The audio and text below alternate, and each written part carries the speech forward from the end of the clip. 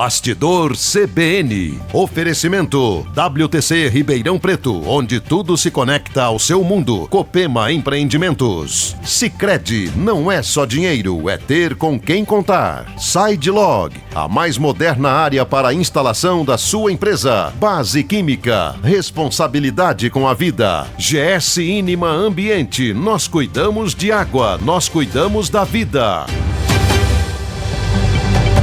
Sábado, depois das 11 horas da manhã, depois do Repórter CBN, você tem um encontro com o Bastidor CBN, que a gente traz pessoas importantes, temas importantes, e hoje eu quero discutir com o César Adames, que é formado em administração hoteleira, estudou no Universo de Bebidas na Wine Spirits Education Trust de Londres e trabalhou nas revistas Gula e Prazeres da Mesa. César, obrigado por colaborar conosco. Obrigado pelo convite. E eu quero falar com o César a respeito de destilados. Claro que a primeira coisa que vai vir na cabeça do ouvinte é a questão dos destilados, o problema do metanol, mas não é esse o objetivo. O objetivo é falar de um segmento de bebidas que envolve a gente, envolve as pessoas diariamente. Então, nós temos aí vodka, uísque, cachaça, conhaque, gin, tequila, rum.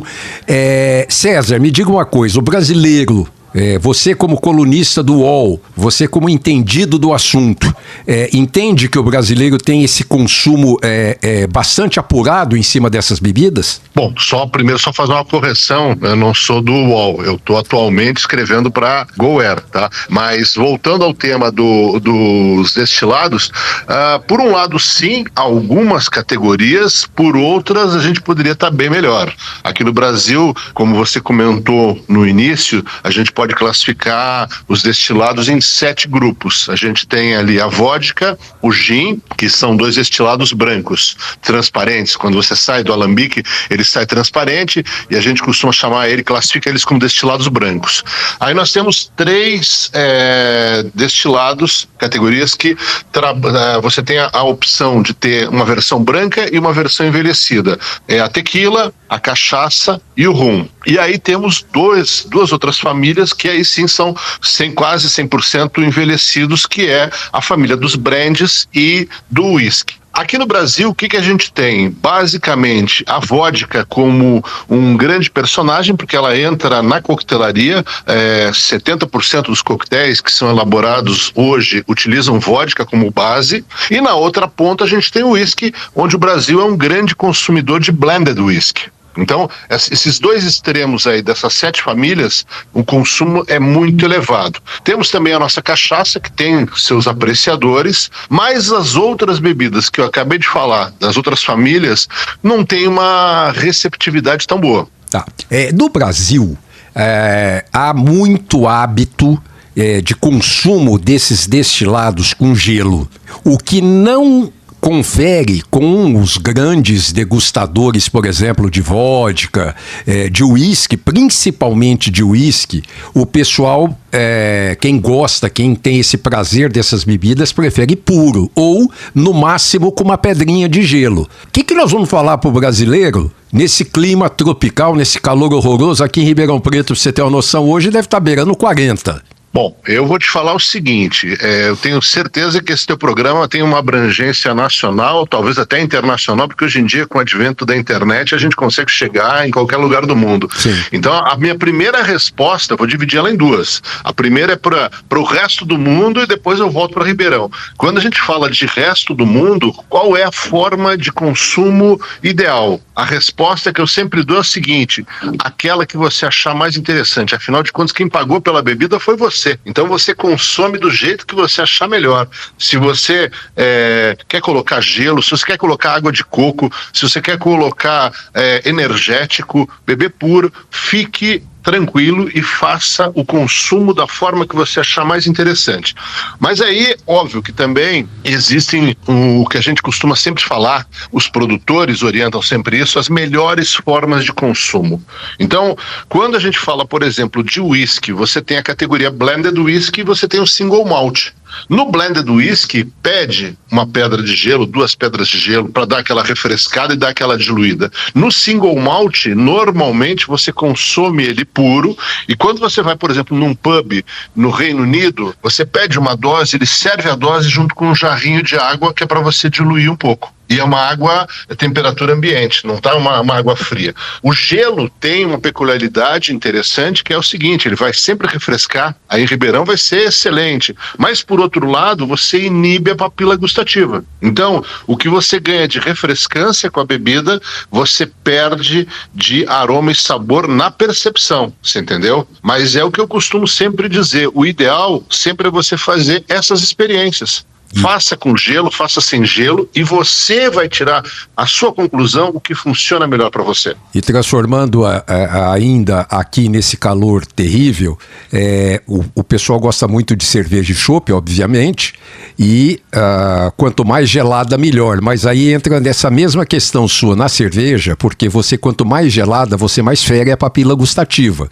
Exatamente. E aí você perde o sabor. Você pode tomar tomando a cerveja que você quiser, porque não vai fazer diferença entre uma e outra. Exatamente. E quando você fala de cerveja, nós temos diferentes tipos de família de cervejas. Você tem Porter, Stout, Weiss, que é cerveja de trigo. Você tem as cervejas belgas. E nós temos a Pilsen, a Pilsner, que aqui no Brasil está mais para uma American Pilsen, que ela é muito... ela é mais simples, é uma versão mais simples, e ela foi elaborada, ela tem na sua composição o milho, que é diurético, você entendeu? E aí o que acontece? É uma cerveja que foi feita para grande consumo, e você vai consumir, beber, levanta, vai lá dá aquela descarregada, volta, continua bebendo. Então quanto mais gelada, melhor. Por quê? Porque literalmente você entra numa categoria, pelo menos a minha interpretação, como se fosse um refresco.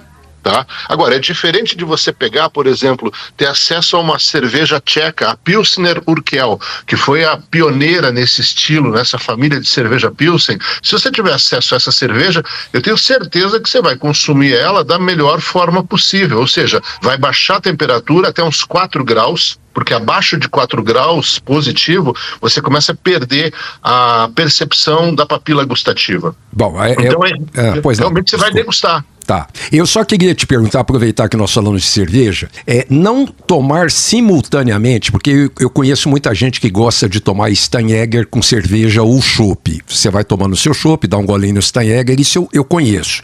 Mas pode misturar algum destilado com cerveja? Olha, eu não tenho um conhecimento além desse Steinegger clássico, que faz parte até da tradição. Você poderia chamar isso até de um coquetel. Ele já deixa de ser uma bebida simples, vira uma bebida elaborada, vira um coquetel, mas fora isso, eu não lembro de outra forma de consumo, a menos, é claro, que você esteja falando aí com um bartender que criou uma carta de drinks onde ele trabalha cerveja com outros ingredientes. Isso é possível, mas eu não tenho conhecimento e estudo onde esteja comprovado isso aí. A única exceção é essa que você falou, que é uma situação bem recorrente, com o Steinegger e a cerveja.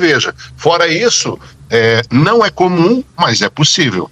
Falar para o nosso ouvinte, eu estou com César Adames, que é formado em administração hoteleira e que manja tudo de destilado, e por fim também não destilado, mas eu quero focar no destilado. Tirando aquela cena de novela, que é famosa, e para mostrar para a população que aquilo lá não é bem só aquilo, porque o empresário chega em casa e tem aquela garrafa de uísque ou conhaque em cima da mesa, com um copo e um baldinho de gelo, que a funcionária já deixa pronta para ele. Sabe aquela cena...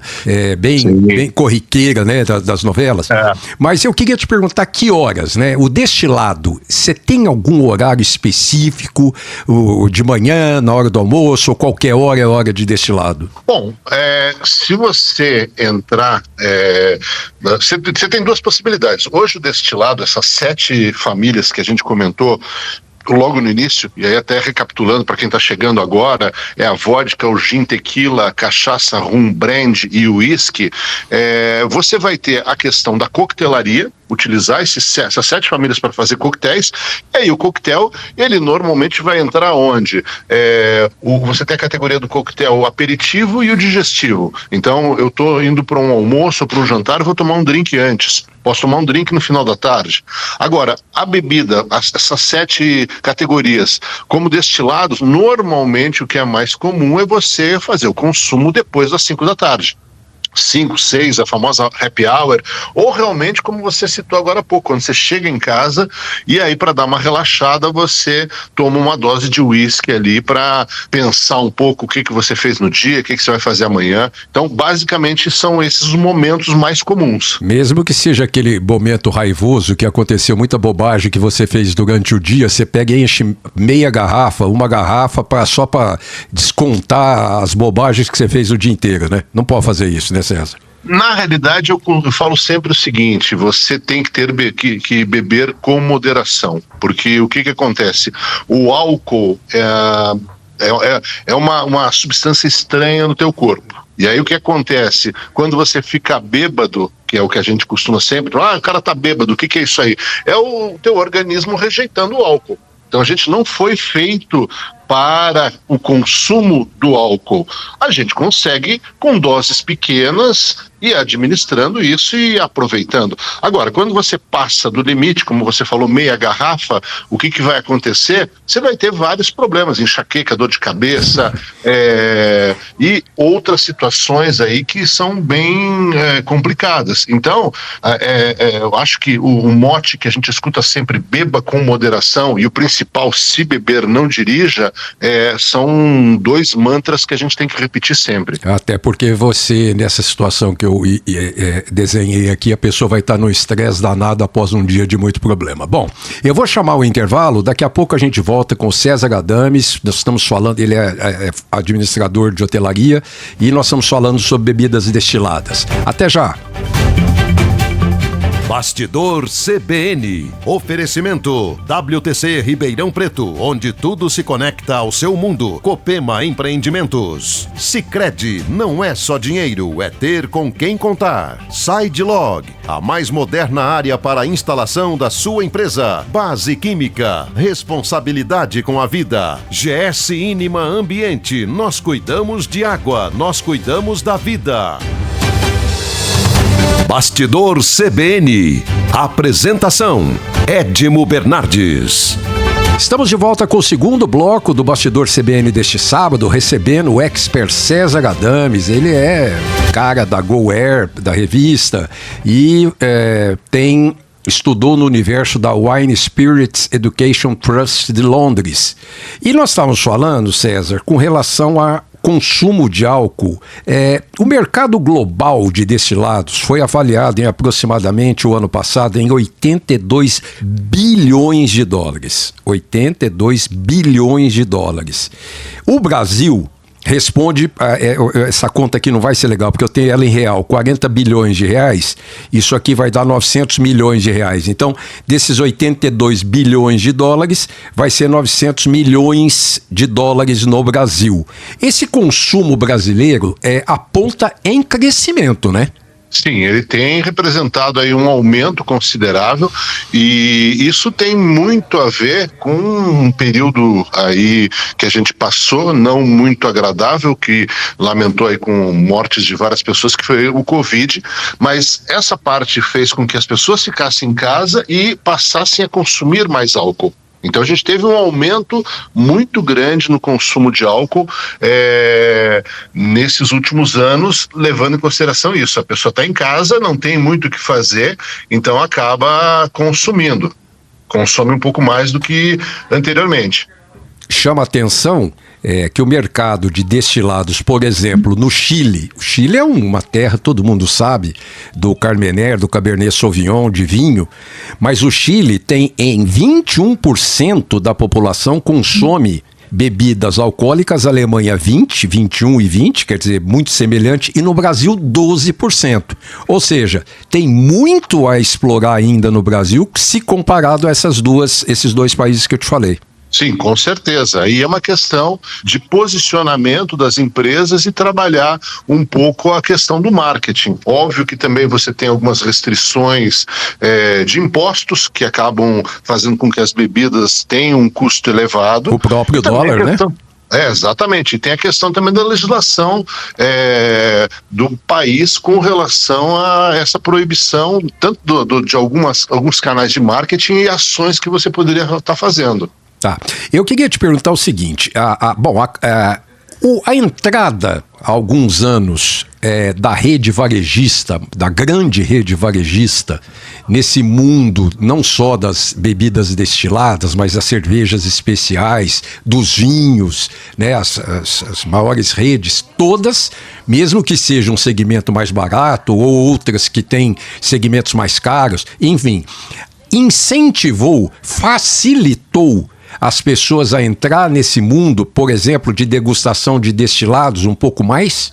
Eu acredito que sim, porque você passa a oferecer para todas as categorias de público diferentes produtos. Lembrando que esses produtos, as cervejas, os destilados, você vai ter diferentes categorias de produtos e preços, principalmente, levando em consideração o tipo de matéria-prima que é utilizado. É a mesma coisa se você for fazer uma comparação ali a grosso modo, quando você vai fazer o seu churrasco. Você pode fazer um churrasco só de picanha. Você está falando de um destilado extremamente caro. Mas você pode usar um outro tipo de corte de carne mais popular. Então, é onde entram essas bebidas mais populares. Elas são, às vezes o pessoal até tem ali um preconceito de falar, essa bebida não presta, essa bebida é ruim. Bom, a gente tem um órgão aqui no Brasil chamado Anvisa, Agência Nacional de Vigilância Sanitária, que não permite que nenhuma bebida que dê problema vá para a prateleira. Então, é uma garantia que a gente tem. Óbvio que se você faz um prato com uma categoria de produto e faz um outro com uma categoria bem superior, você vai ter produtos diferenciados. No mundo das bebidas, a mesma coisa. E aí a marvada da cachaça aparece em terceiro lugar na categoria como terceiro destilado mais vendido no mundo. Para mim foi uma surpresa isso. Para mim também, eu vou te ser muito sincero, mas tudo é possível, porque se você for fazer uma análise, acredito que em primeiro lugar ficou a vodka, em segundo lugar ficou o uísque. Isso. Porque, exatamente, aquilo que eu já tinha falado anteriormente, você tem ali a vodka entrando como coquetel, porque muita gente quando fala isso, o pessoal, mas eu não conheço ninguém que bebe vodka.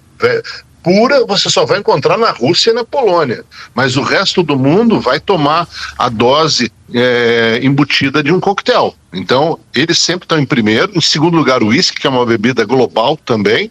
Cachaça, eu fico bastante contente em saber essa notícia aí, eu não tinha acesso a essa informação. Tá nesse grupo aí que a gente elencou, dos 7 aí que a gente citou. E temos como os mercados líderes no mundo, Estados Unidos, né? Os Estados Unidos deve ser líder em tudo, né? Quer dizer, não Sim. Só deve ser em qualquer tipo de bebida. França, Singapura me chamou a atenção, Taiwan me chamou a atenção e China. Quer dizer, a bebida mais consumida no mundo é o chá. E a China aparece aqui também em quinto lugar como em bebidas alcoólicas. Eles têm tido um crescimento muito grande. E hoje você tem vários produtores que estão focando e produzindo bebidas temáticas para a China. O que é uma bebida temática? Na realidade é você pegar o próprio uísque que já existe, mas você cria edições ali comemorativas ao calendário chinês, ao ano do dragão, o ano do cavalo. Sempre eles fazem embalagens personalizadas, talvez às vezes pode até mexer um pouco na composição do líquido, mas é um mercado muito emergente. A China hoje vem despertando e é um grande volume de compra ali. E tem uma disputa aqui que me chama a atenção, porque já há algum tempo a gente está lendo que essa tal dessa geração Z, hoje alguém entre 15 e 30 anos de idade, mas agora é do século XXI, né? Essa faixa está preferindo bebidas não alcoólicas. Não sei porquê, tem um estudo aí que está mostrando isso. E por outro lado, logicamente, que a indústria está focando a busca dessa geração que não está querendo beber alcoólica. Isso me parece lógico. Se você tem um nicho ali gigante que não está querendo beber bebida alcoólica, a indústria vai buscar, porque é mais fácil você pôr alguma coisa acima do 0 ali do que acima dos 50 para 51 no outro lado que tenha, né? Sim, isso é verdade. A indústria toda hora ela tem uma tendência a acompanhar o que o público está querendo e se moldar e seguir esses caminhos o mais rápido possível. Afinal de contas, isso depende a vida útil deles e a continuidade dos negócios. Então, o que a gente vê realmente é isso. É uma criação muito grande hoje, inclusive de coquetéis, que eles chamam de mocktail. Mocktail é um drink sem álcool, tá? Você vê outras bebidas sendo lançadas com teor alcoólico menor, e também uma questão de você trabalhar com as bebidas clássicas e tradicionais um conceito que eu acho muito interessante. Beba menos, mas beba melhor. Sim. Então não é volume, é qualidade. Muito se explora esse pensamento, né, no vinho, né? Quer dizer, os que bebem vinho, né, os enólogos, enfim, eles dizem, olha, beba menos vinho, mas beba um bom vinho, sei lá, não sei definir. Agora, a vodka, né, a líder desse mercado aí de destilados, ela tem além de ser uma bebida que pode ser ingerida pura, ela também leva uma vantagem, que são os coquetéis, né? E aí, o mundo foi desenvolvendo e parece que universaliza esses coquetéis. Então, hoje, quando você fala em Moscow Mule, quando você fala em Cosmopolitan, o próprio Dry Martini, do outro lado, no gin, né? São bebidas que foram criadas em algum lugar e que mundializa, não sei se eu posso usar esse termo, o que acaba incentivando o consumo da vodka. Você tem aí um ponto que é muito importante, fundamental, que é uma instituição chamada IBA. IBA é a International Bartender Association. E aí, em cada país, você tem uma associação de bartenders. Aqui no Brasil é a ABB, a Associação Brasileira de Bartenders. Fazendo uma correlação aí para o nosso ouvinte entender muito mais fácil, a gente aí em tempo de Copa do Mundo, você tem a CBF de um lado e você tem a FIFA do outro. Então, o que acontece?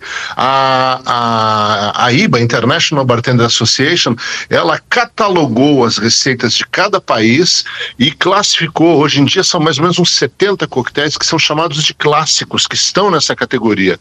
E essas receitas, elas têm, como já diz o próprio nome, uma fórmula de você produzir. Uma receita que, se você for falar de Negroni, que hoje o Negroni é o coquetel mais vendido no mundo, é o número 1. E é um coquetel super fácil de fazer. Você tem uma parte de gin, uma parte de Campari e uma parte de vermute.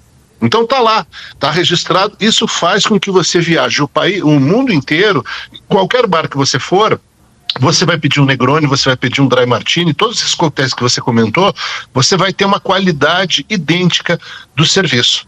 Por conta da receita. Nós estamos indo para o final do programa, eu queria falar sobre produção nacional. Eu li, e eu confesso para você, a minha ignorância na produção nacional de principalmente uísque. Destilarias no sul do Brasil que estão elevando a qualidade da produção, como aconteceu no espumante, como anda acontecendo nos vinhos, está acontecendo também no uísque. Procede isso? Com certeza, e vamos além do Rio Grande do Sul. Hoje, os dois grandes produtores de uísque no Brasil, um está localizado no Vale dos Vinhedos, na entrada do Vale dos Vinhedos, que é a Union, uma empresa chamada Union, que já está no mercado há mais de 10 anos, e a outra empresa se chama Lamas, que está ali em Belo Horizonte, do lado do aeroporto de Confins. Então são hoje os dois grandes produtores, temos outros pequenos ali, mas esses são os dois grandes produtores que estão levando uma produção de uísque a um excelente nível. Legal. Olha, nós chegamos ao final desse Bastidor CBN especialíssimo, uma delícia de papo com César Adames, que é formado em administração hoteleira e que nos esclareceu bastante coisa a respeito dessas bebidas, os destilados. César, muito obrigado pela sua colaboração e até a próxima. Obrigado pelo convite.